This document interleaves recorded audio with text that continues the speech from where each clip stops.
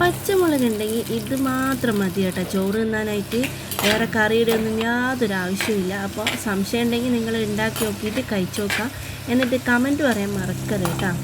അപ്പം ഞാനിവിടെ ഒരു ചട്ടി വെച്ചിട്ടുണ്ട്. അതിലേക്ക് കുറച്ച് വെളിച്ചെണ്ണ ഒഴിച്ച് കൊടുക്കാം. അത് ചൂടായി കഴിഞ്ഞാൽ കുറച്ചധികം തന്നെ പച്ചമുളക് ഇട്ട് കൊടുക്കുന്നുണ്ട്.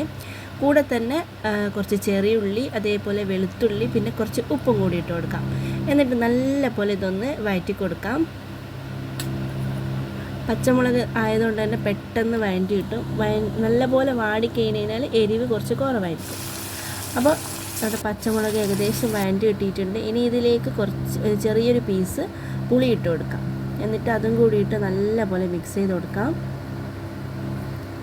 പിന്നെ എൻ്റെ ചാനൽ ആദ്യമായിട്ട് കാണുന്നവരാണെങ്കിൽ പ്ലീസ് ഒന്ന് സബ്സ്ക്രൈബ് ചെയ്ത് സപ്പോർട്ടാക്കാൻ മറക്കണ്ട കേട്ടോ.